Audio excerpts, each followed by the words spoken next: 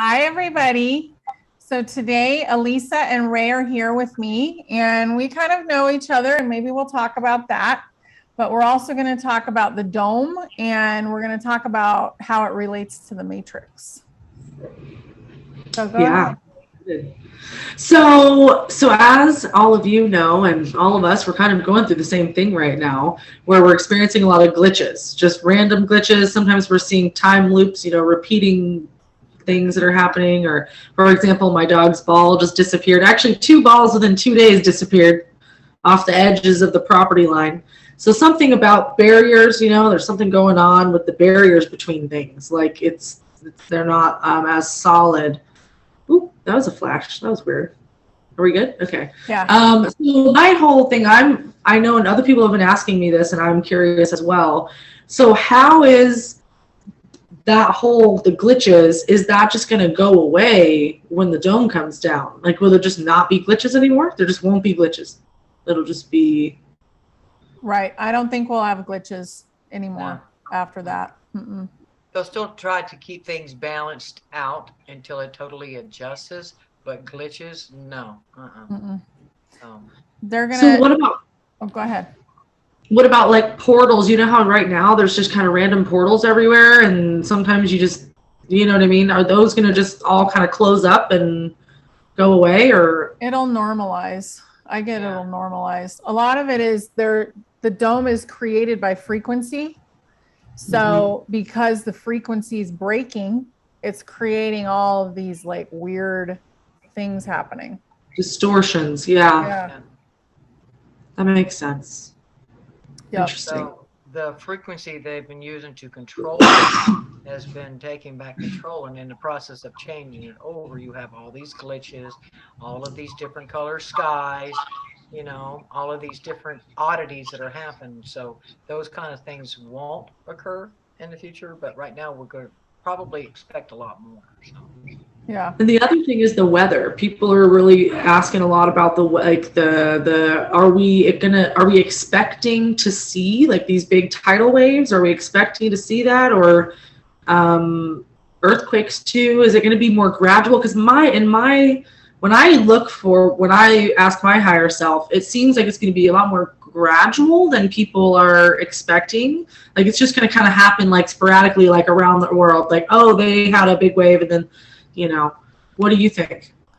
The only wave that I actually saw was Southern California.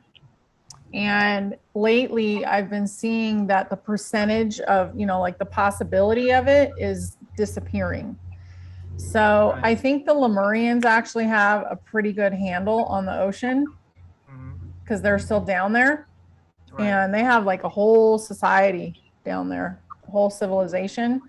And that last tidal wave or whatever, they said that there was an explosion or a volcano.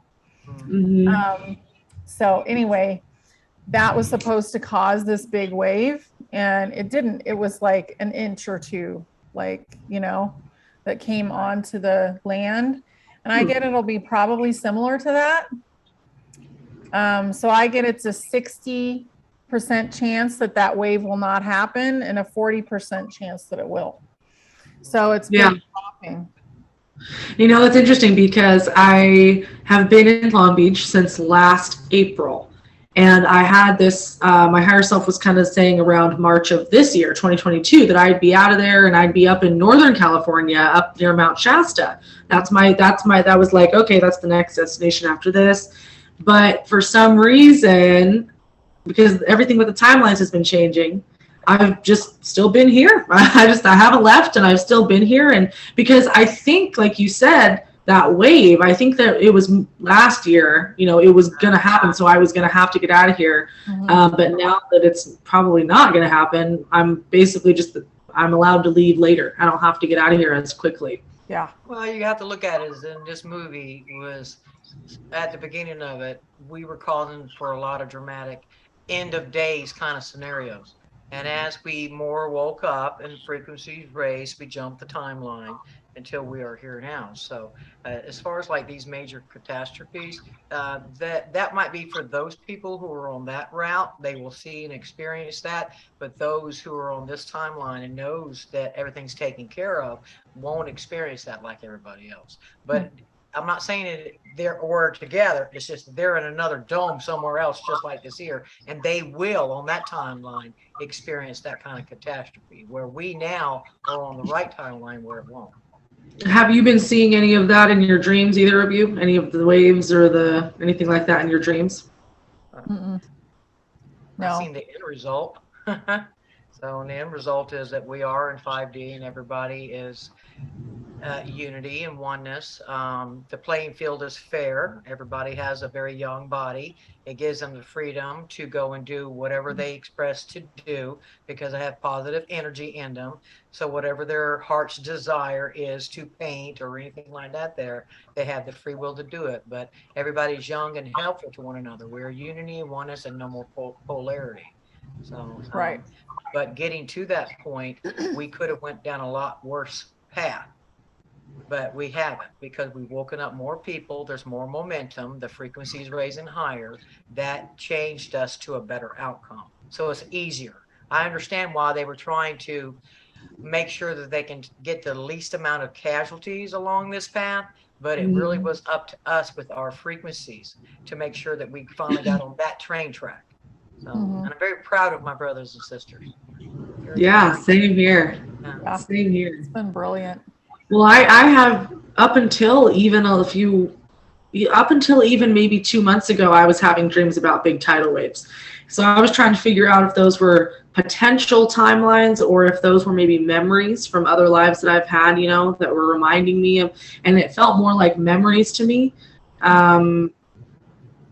It feels like memories too. Yeah, I have a good answer for that.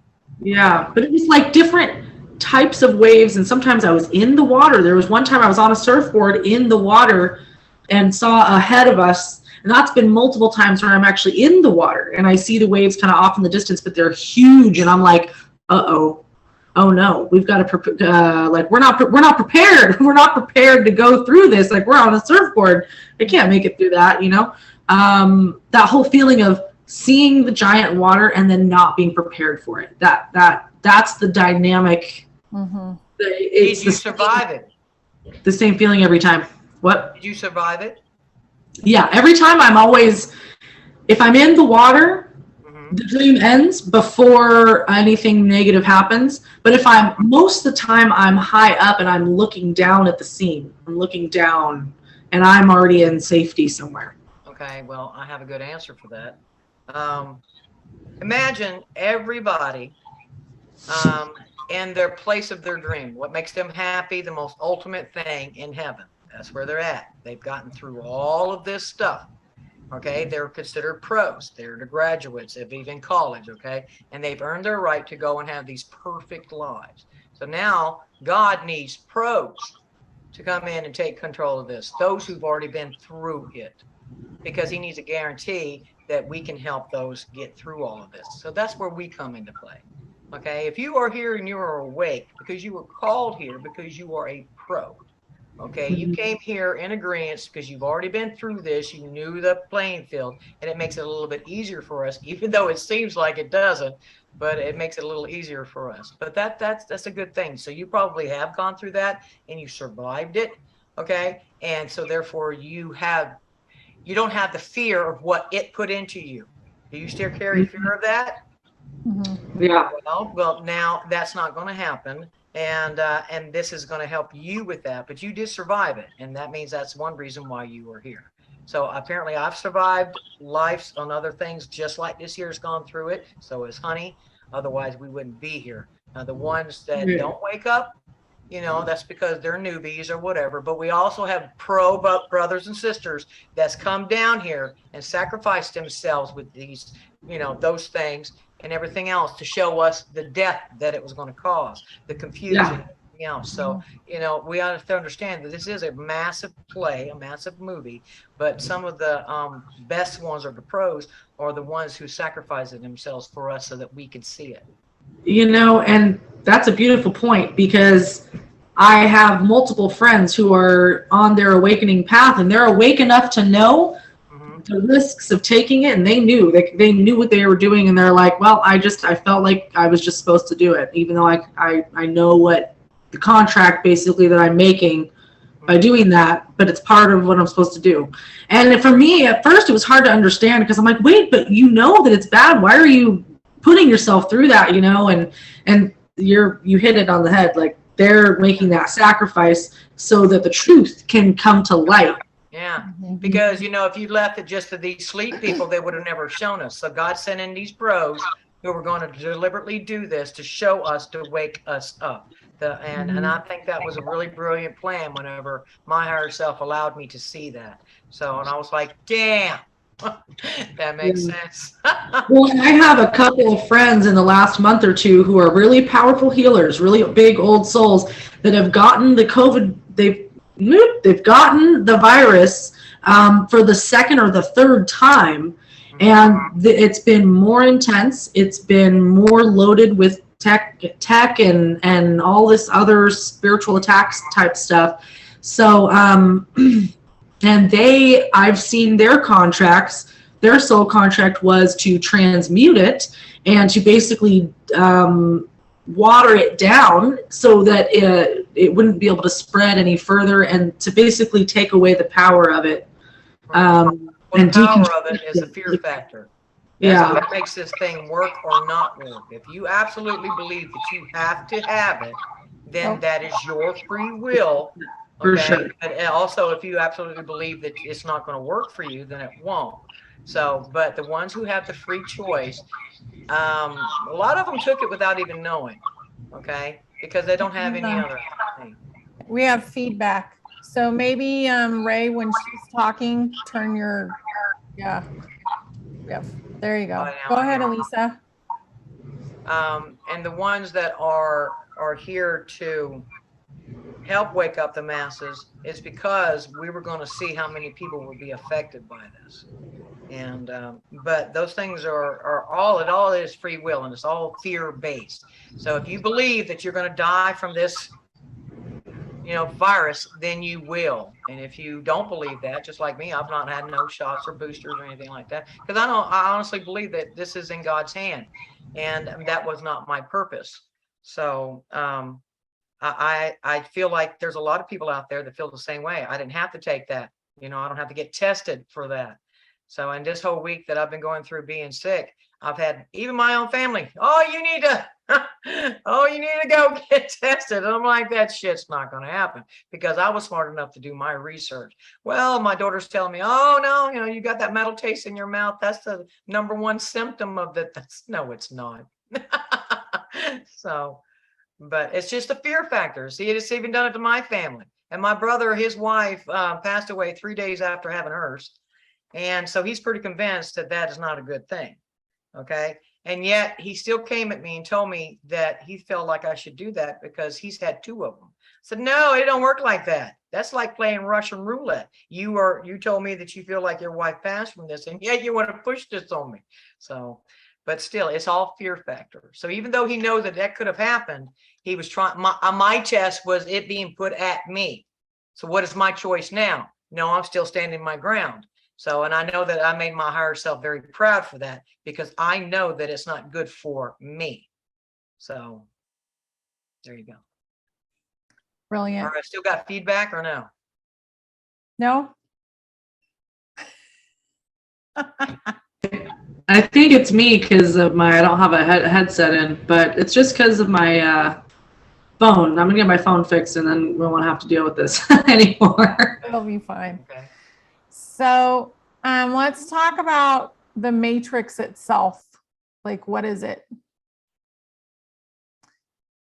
So I feel like the matrix is actually, it's a construct that we've perpetuated because of the whole thing that, like, we're being fed this information and we just keep believing that it's true. So we're the ones that have been keeping it going.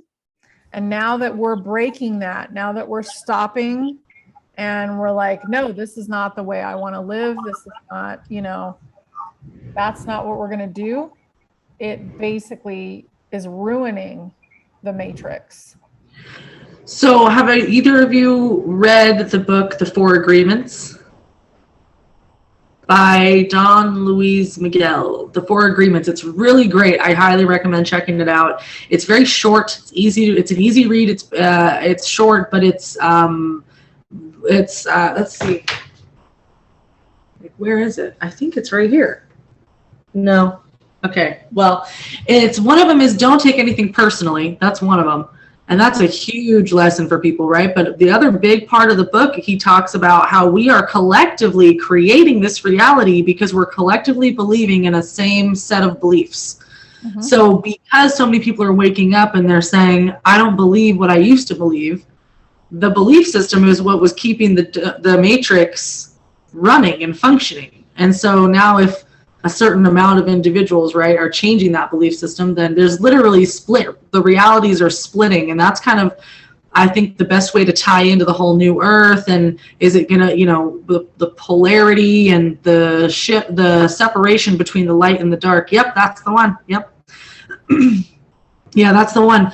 But yeah, so it's the way he just describes it in that book is really cool, and it's really empowering. He just basically says it's up to you. If you want to change what we're seeing, you just have to change. Be the change, right? It's pretty cliche, but it's just the truth. You got to be the change.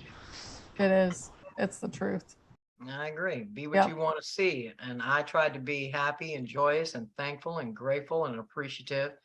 And I do that every day because when I first wake up, the first words that come out of my mouth, is good morning, Father, Mother God. Thank you for another day. Thank you for another wonderful, beautiful, miracle, blessed, healing, safety, unconditional, unified day for all. Thank you for heaven on earth. Because I honestly believe that, and I don't want it just for myself. I want my family. I want them everybody on the whole thing to enjoy that heaven on earth with me. So it's never a singular thing. I want it for everybody. So if I create my own world that we're in, then I want everybody in my world to be happy and joyous and unity and oneness and help and love one another. Not like some hippies, but just to be very together and be able to stay on that 5D. I'm sorry, honey. Okay. That was funny. I didn't mean it like that, sweetie. I know. I just kind of figured that Ray was picturing a bunch of hippies jumping around, okay? Well, I kind of consider myself my own type of hippie, so Yeah, me too. Me too. But I just thought that was funny. Oh my God. I'm sorry, honey. I didn't mean to do No, that it's okay. But in my world, everybody's happy and getting along, and there is no evil or duality again, you can go off and do whatever it is that you choose to do.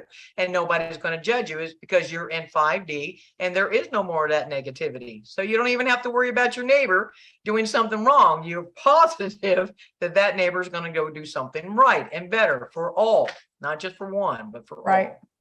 Yeah. Speaking of neighbors, I've been you talk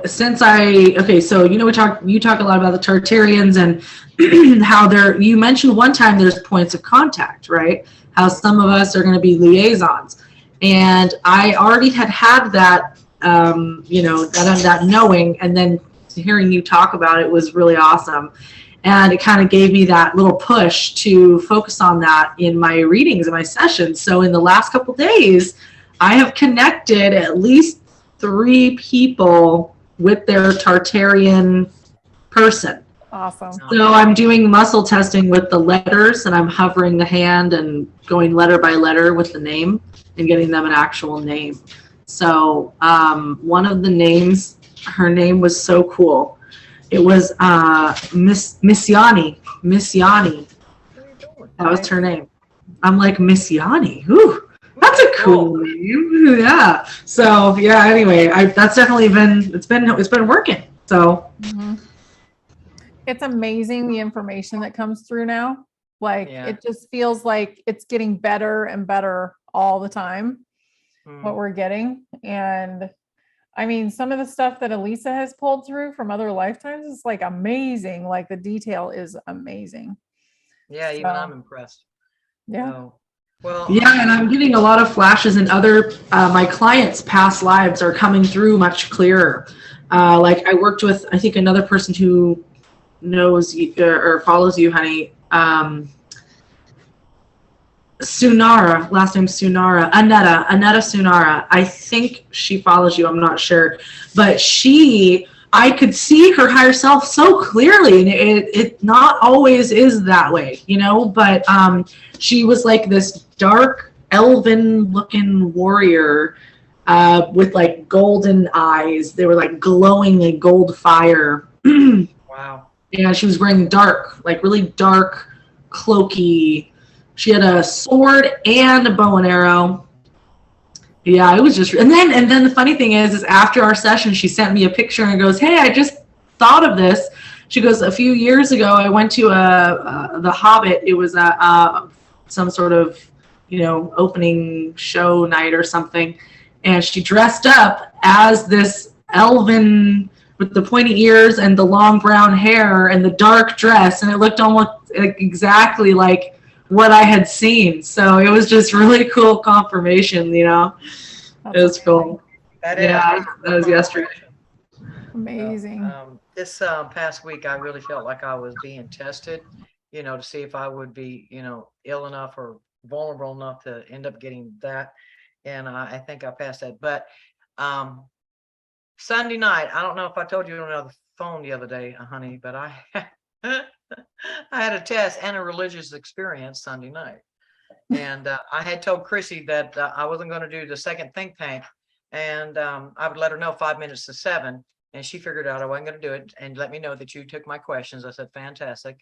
And then I went and tried to go crash, and my son come in and he got me all settled and stuff like this here. And he said, "Mom, if you need anything, just holler for me." He said, "I'm listening out." I said, "Okay."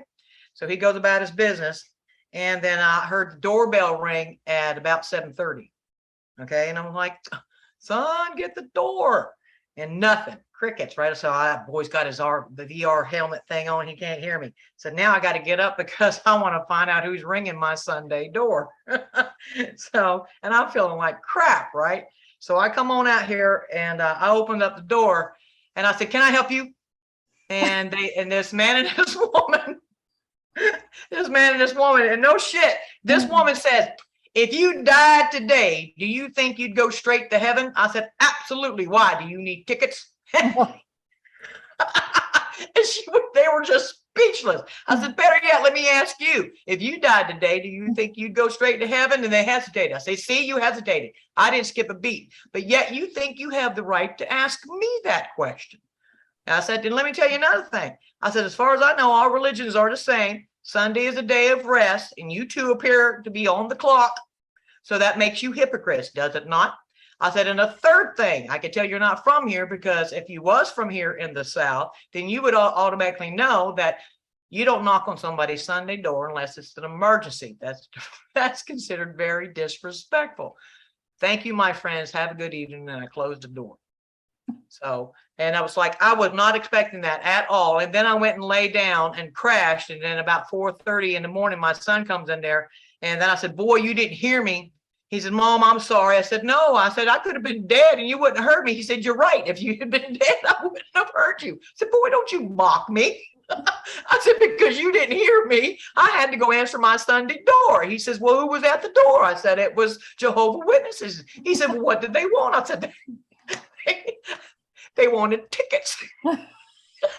He says, "For what?" I said, "Heaven, of course." He said, "Mom, you need to lay down." I said, "No, boy, I'm telling you, that was just rude and disrespectful." I said, "Did you learn anything?" And he says, "Yes." I said, "What'd you learn?" He said, "Now, apparently there's Jehovah's Witnesses looking for tickets to heaven and to never knock on your Sunday door." He said, "Mom, you really need to lay down." I never told him what happened. So he thought I was just because I had a fever.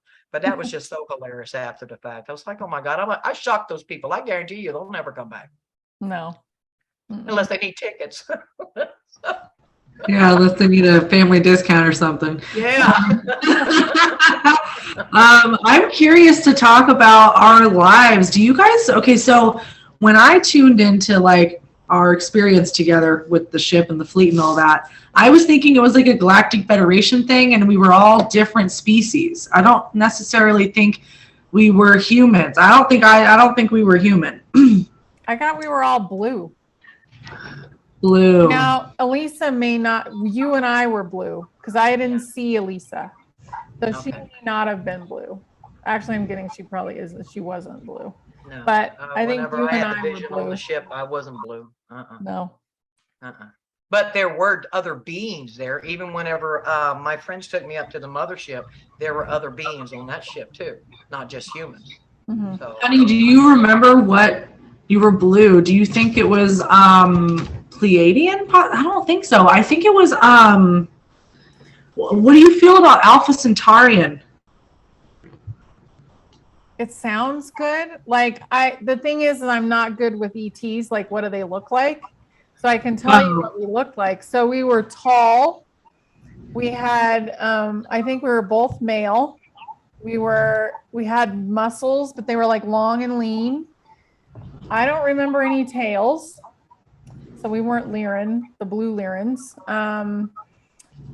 We were scantily clad, like it was kind of hot on there. So it seems like we were just like in shorts or some kind of very tight outfit that was also blue, because it was hard to see, like differentiate between the clothing and our body. But it may have been a very tight suit. And all we did is we were on the bridge and we were just against the wall doing things.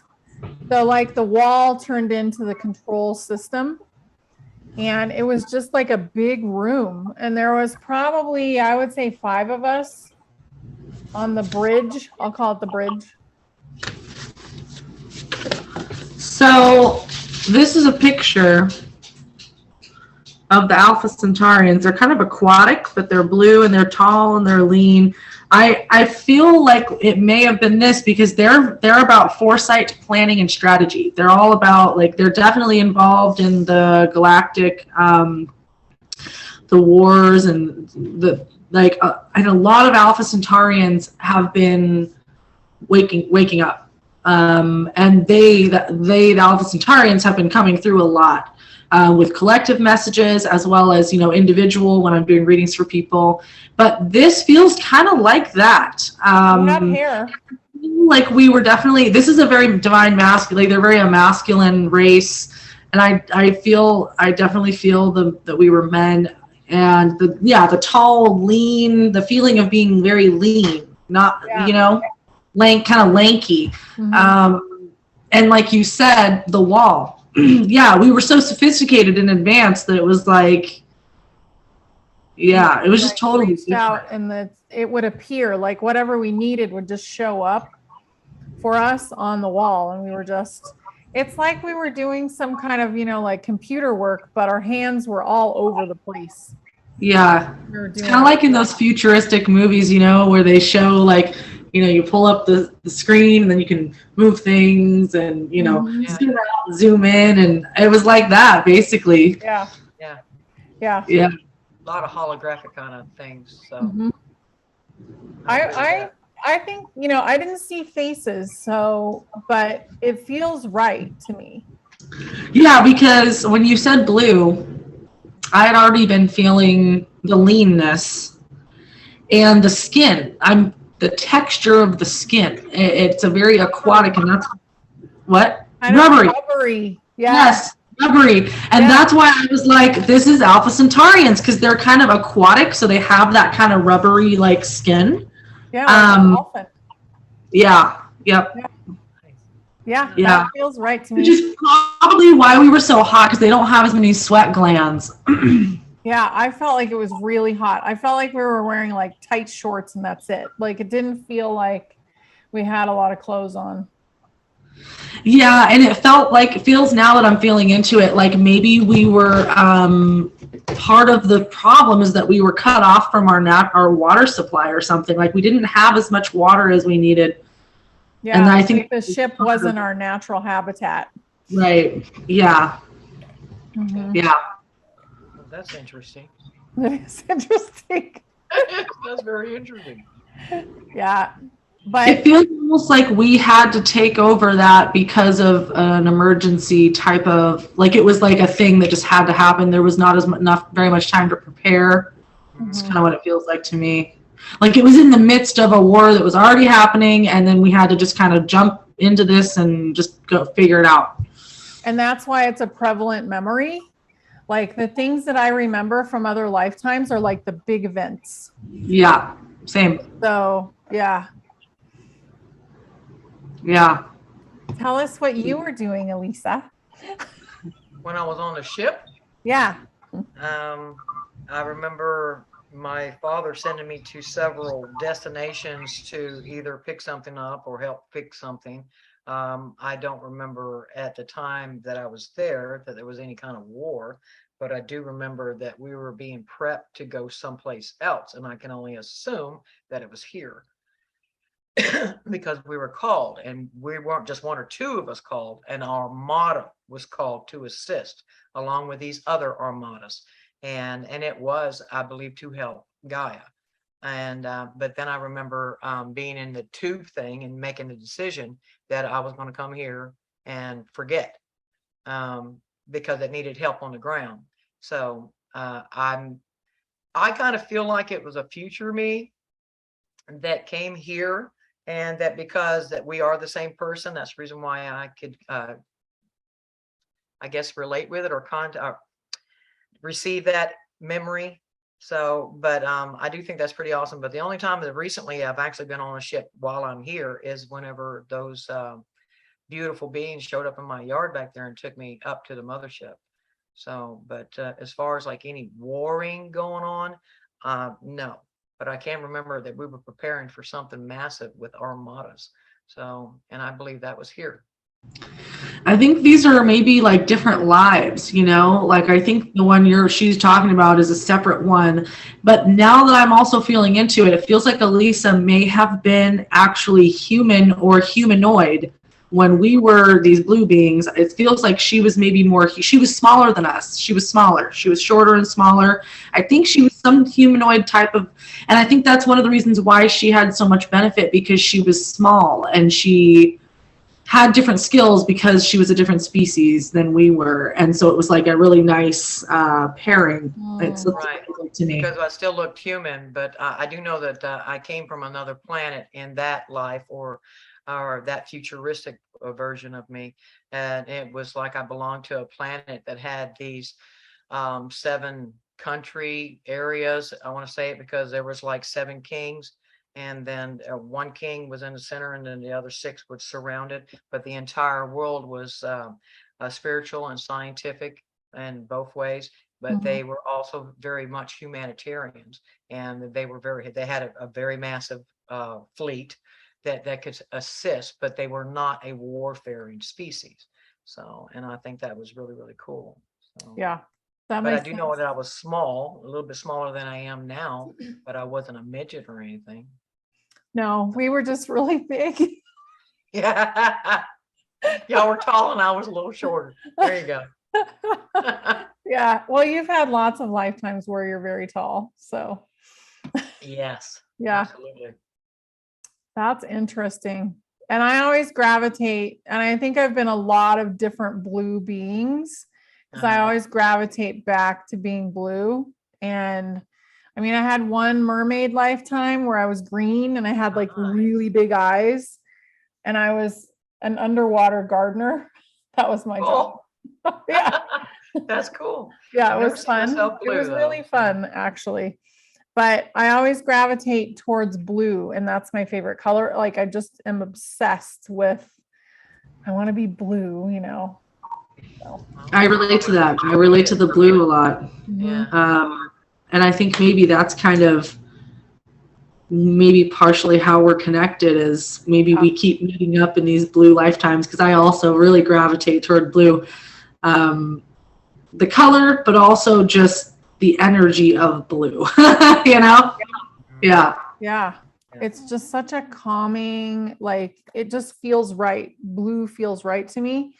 Yeah. But I think green is what my you know, my aura is green, I think. At least that's what my mother said, because she Oh, okay. Yes. Yeah, you've got a lot of green. I also have a lot of green, and green is a lot of the times it's the leaders, right? It's the heart-centered leaders. Yeah. Oh, well, I'm glad mine's purple. That's I love cool. purple. That is just like I'm just drawn to it, like she's drawn to blue. You know. I think it's Yeah. because you're older. You're an Yeah. older being, like you're you know, you're the oldest being in this group as far as like how long you've lived as a being. Right. Yeah. Because that's sixth density is like violet. Yeah, it is, because it was like if you're looking up at the sky, so to speak, you know, it has this beautiful purplish lavender color, and it's always, it never goes away. And a lot of people will call it a purple dawn, but it's absolutely beautiful, and I just love it. It makes me feel comfortable. It makes me feel relaxed. It makes me feel like I'm in my zone, my spot. And I just love it. So yeah. Yep. And when you're in sixth density, it at least in Earth, inside of Earth, like there's no green. It's all just crystals. yes, yes, it is. It's So- an absolute entire world of crystal. Yeah. So you've been in there a lot longer than we have, you know, and Ray's been in there longer than I have. Oh, so you were in sixth density? Mm-hmm.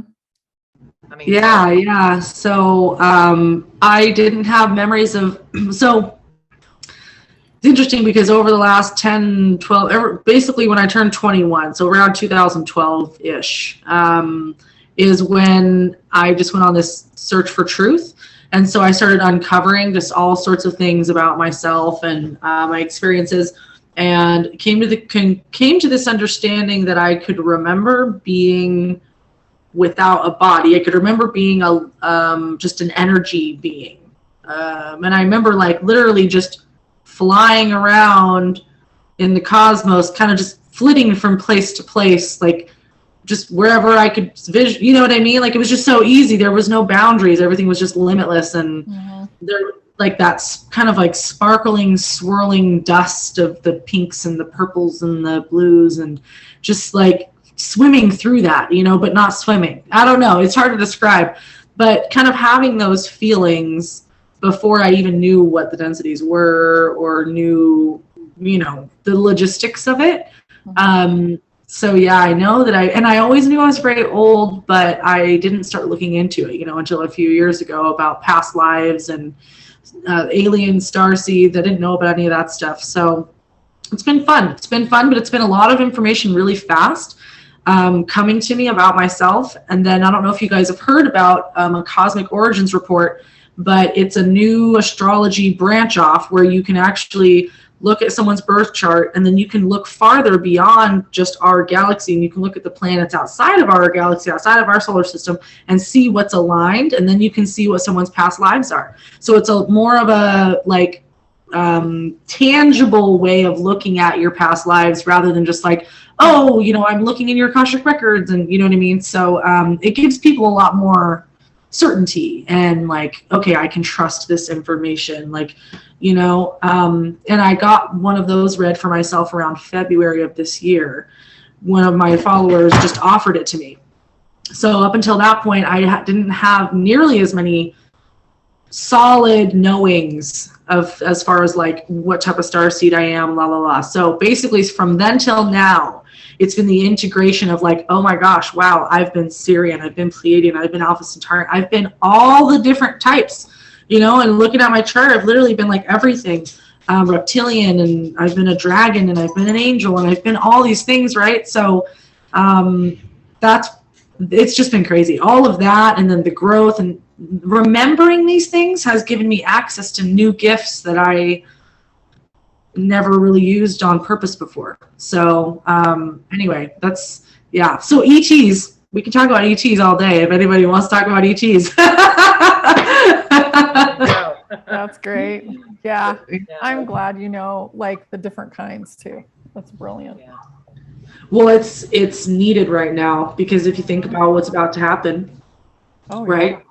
People are going to be just kind of like seeing things they've never seen, and there's going to be different species here, and they're going to be taller and shorter, and and then the light language thing too. I know you've been talking to people about encouraging people to unlock their own light language, basically, because that is going to come in handy, moving forward too. So Yes. yeah. But yeah, that is one thing though, if anyone watching, that is one of the main types of readings I'm doing right now, is connecting people with their ET star family, connecting them. And then while I'm doing that, usually some past life stuff will come up to give them kind of confirmation and whatnot. So that's been kind of the assignment. And now the dome and that is like in addition, I'm doing those two things together now. So Right. it's fun. It's really fun. Stronger and more downloads and everything else. And this, because that's how I feel like the things that I see, it's kind of like they're coming online. And the further I keep going forwards, the more seems to happen. So, and I'm like, okay, well, I do think it's very cool. But I'm still trying to understand a lot of it myself, because like the other day I was talking with this woman, and the entire time she was talking, I kept seeing this entire visual, and it damn near overloaded me, because it was that much, and the emotion that went with it. So and I wasn't expecting that. So, but I can see what it was trying to tell me, that I was there too, and I had trauma inside of me because I was there, and I could see how people lost their trust and belief and use of magic. Okay, I can see where the fear came from. And and I think that's what's wrong with a lot of us, is that we went through such a dire incident that people pretty much dropped their abilities. They dropped their beliefs in it and stuff like that because of the fear factor. And that gave them an advantage and us a disadvantage. But I do believe all of our skills are coming back, and that gives us the advantage and them the disadvantages. So I like that flip. That makes me very happy. Me too, because we're so much more powerful. So much more powerful than people think we are. Well, there's been a lot of witch wound healing, like you're talking about, with the whole people putting down their magic because of some sort of trauma, and then they've been living with that contract, incarnating in new lives, but then still carrying that contract. And like we've all been talking about, so many of us are breaking those contracts now. But part of that is because we've been allowed to remember. Like I didn't even know that I had a witch wound contract, because I had a hard time speaking my truth since I was a little kid. It just kind of was always that way. And I thought, maybe it was from something from this life. But then, I had this memory of like basically being in a small village like setting, using my healing gifts. I may have been indigenous or something of that nature. And then going into a community of the white people, and then they basically became afraid of what I could do and said, you're a witch, and then getting killed for that, and being so resentful in that moment of like, I was trying to help you people. In that kind of traumatic death, right? You die with that resentment kind of burning alive in you, and that's kind of what keeps it carrying into the next life. Because you didn't have time to reconcile with it, in this one. So, but so many of us are now remembering. Therefore, when you remember, you can say, oh, wow, okay, well, I don't believe that anymore. And I'm in a new life and I'm protected now. This is different. It's not the same as it was then. I don't have to repeat that cycle anymore. So that's been beautiful to see. A lot of clients really healing the throat chakra. Right. Okay. It's the breaking of the veil too. Like, yeah, which is coming down with the matrix and with the dome. Like, yeah, that's gonna be beautiful. But my dog is well, this was fabulous. Do you guys have any like final things you want to say? I always want to say, remember, you are everything that you see, no exception. So be kind to it. I love that. Yeah, I just want to throw in a little, just a gentle reminder for everyone that even though it's fun to look into our past lives and our starseed connections, and it's fun to do all of that, right? But it's not the main goal. And I don't want anyone to get obsessed or trying to like figure out, you don't need to know all the details. And I think it's just important for people to just keep that in mind. We don't need to know all the details. The things that we need to know will be presented to us. You don't have to go running and chasing and seeking, right? Now is the time to just allow, and the important things will come to you. They'll just come to you. Yep. So I agree. Yeah. Be in flow. Be in flow. Yeah. And enjoy Yeah. yourself. Find some time to enjoy yourself. That will I agree. more in flow. Yeah. Yeah. Yeah. And also a lot of people telling me the last week they've been feeling stuck or like for some reason they're off track. And I'm like, nope, it's just the feeling in the air. It's not, you're not off track. It's just the way things feel right now. So just, this is chill time. This is chill mode. This is recovery mode. You know, this is like, don't go out and frantically be doing things. I agree. Right. I agree, because every day is still a test. Yeah. Yeah. And it only lasts for the time that you were awake. So just remember that you were in class and you were learning something, you know, and you will be tested on it. So, and just, you know, I try to look at everything like that. Of course, I also see everybody as myself. But that's very, very helpful. That's very, very helpful. But I have enjoyed this, ladies, very much. It's been Same. wonderful. Thank you both for being here. It's been great. Yeah. Thank you both. Seriously. Yeah, this is great. Thanks everybody for watching. Yeah.